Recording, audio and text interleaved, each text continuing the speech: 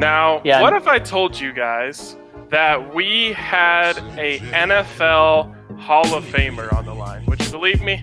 Sure would.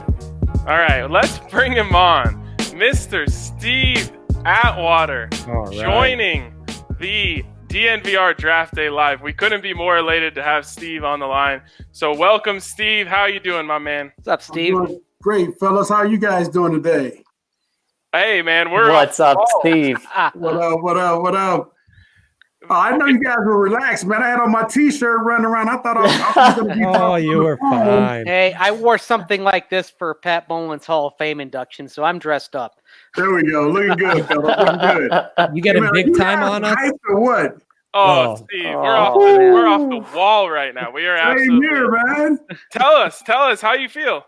We were all just we couldn't believe, number one, that he fell to us, and happy for Henry Ruggs that he got picked. I was afraid the 49ers were going to get Jeudy, but they didn't. They went with Javon Kinlaw, and I was like, please make it Jeudy. Nothing against CeeDee Lamb, but I just like Jerry Jeudy's game. I thought he was the top receiver in this draft, and I think we're definitely fortunate to be able to get him at 15. Why did you have him as your number one wide receiver?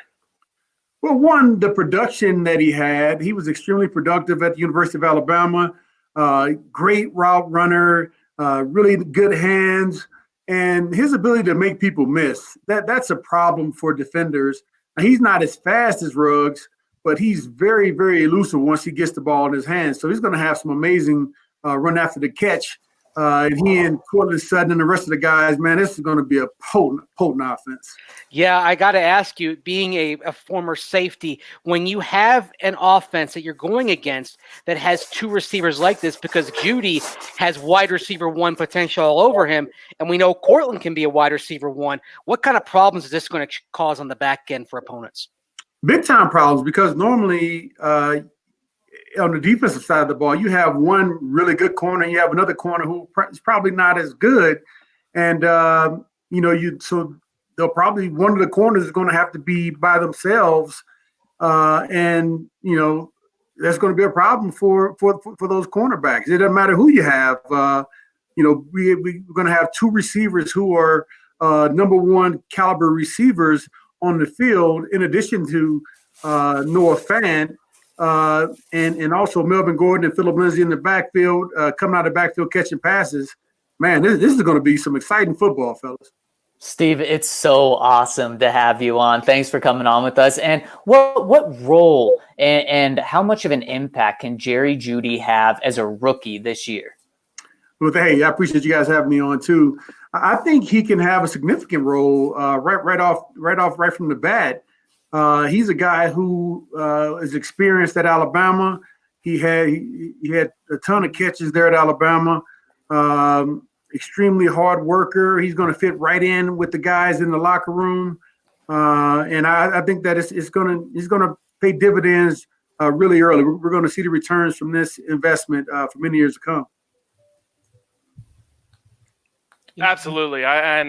For me, I think everyone here except for Andre, who had him at number 2, had him at number 1 on our wide receiver board. To be able to sit back and get him at 15 is just such a huge win for the Broncos. Steve, there's some talk about the Broncos jumping back into the first round. What do you think of that idea? I like it. People are talking about jumping back in and possibly getting the center, Cesar Ruiz. That would be an amazing move.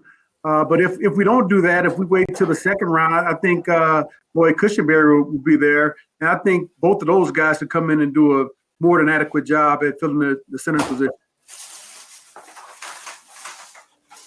Yeah, Steve, when we hung out at the Senior Bowl, Cushenberry is a guy who really stood out.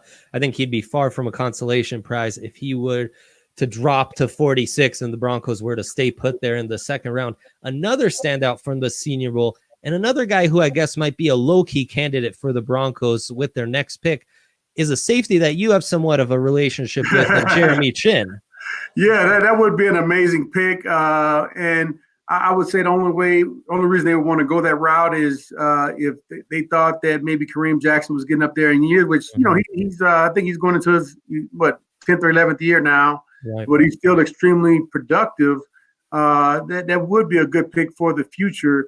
But I think we have a little bit more pressing needs than the safety position right now. I still would like to see us get an inside linebacker, another interior defensive lineman, and an interior offensive lineman. So I think those needs are, and a cornerback. And I just think those needs are a little bit more pressing right now than the safety position. Although if we got Jeremy Chin here, man, that would be a big plus, and I'd be extremely happy. The people are asking this question. I'm not sure why, but Steve, they want to know what 30 plus 45 is. Oh no! Oh no! Oh no! 35. Beautiful.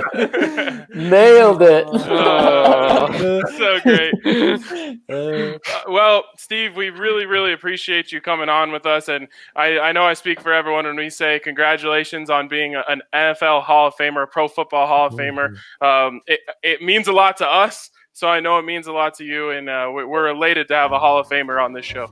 Hey, man, you guys are always awesome. I appreciate you as always. Let's go get some more picks, man. Some more good picks. Amen, all right, brother. let's do it. Let's Thanks do it. so much, Steve. Steve. Thanks, Steve. Thanks, Steve. Thank you.